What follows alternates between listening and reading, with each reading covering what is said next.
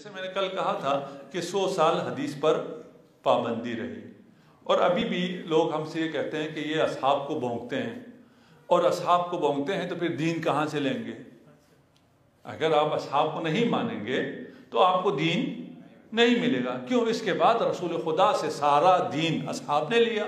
असहाब में बहुत बड़े बड़े आइम्मा पैदा हुए, बड़े बड़े मुफस्सिरीन पैदा हुए, उन्होंने हदीस के बड़े बड़े मजमूए लिखे, उन्होंने उस महफूज शुदा हदीस को हम तक पहुंचाया।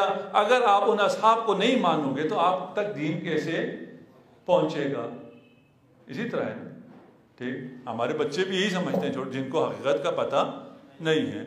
रसूल की रहलत के बाद आलम इस्लाम में बिल्कुल तारीकी छा जाती है। 100 साल तक, 150 साल तक कोई इमाम, कोई रावी, कोई मुफस्सिर, कोई मुहद्दिस, कोई कलामी, कोई भी नहीं आए।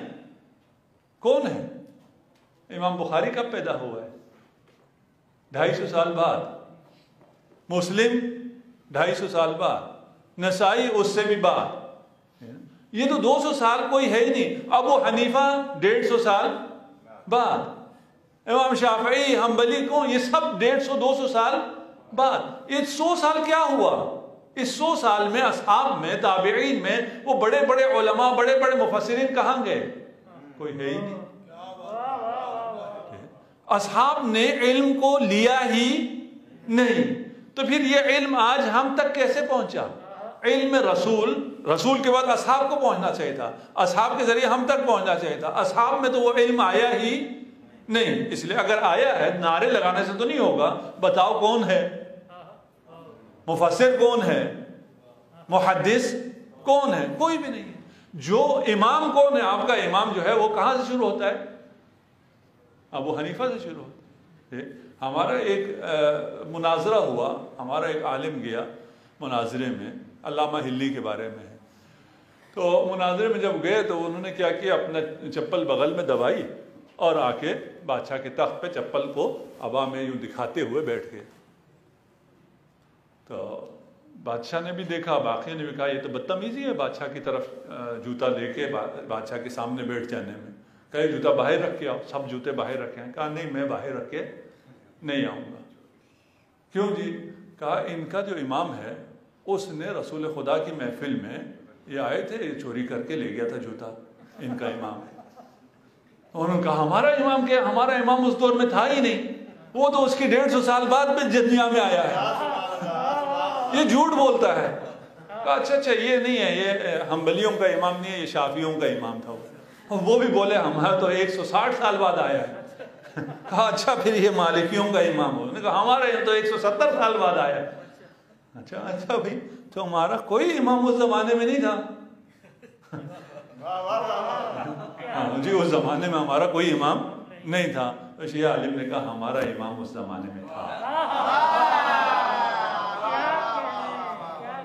हमारा इमाम उस जमाने में था, जिसे हम इमाम मानते हैं, इमाम अली, वो उस जमाने में था, रसूल के साथ था। रसूल ने उसे अपना वसी बनाया था। हर जंग में, हर मुकाम में, हर मैदान में अली ने रसूल का साथ दिया था।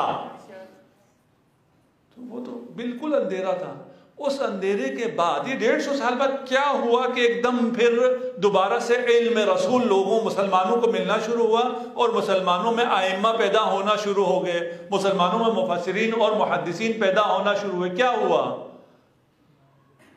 अहले बैत को आज़ादी मिली। इमाम जाफर सादिक अलैहिस्सलाम को आज़ादी मिली।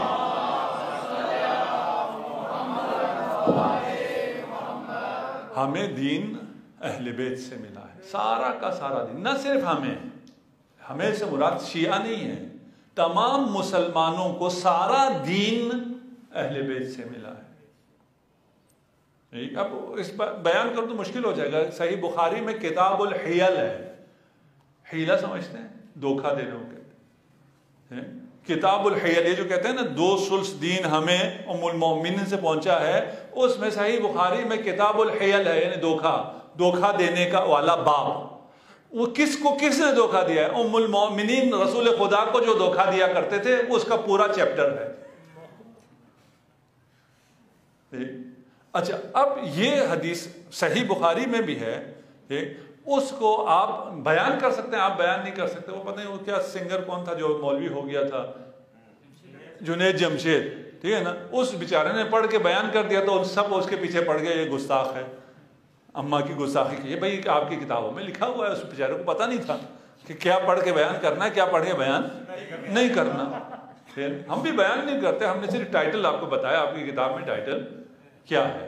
ठीक, हिदायत सिर्फ और सिर्फ दर बतूल से मिलेगा, फर्श अज़ा से हिदायत मिलती है। यहाँ आना ज़रूरी है हिदायत के लिए। क्यों? इसलिए कि यहाँ जब आते हैं आप तो आपको दुआए ज़हरा मिलती है, आपको इमाम ज़माना दुआएं देते हैं, इमाम ज़माना आपकी हिदायत करते हैं। ये बहुत अहम फ़र्श है, ये आम जगह नहीं है। आपको ये जो फजीलत हासिल है ये किसी को हासिल नहीं।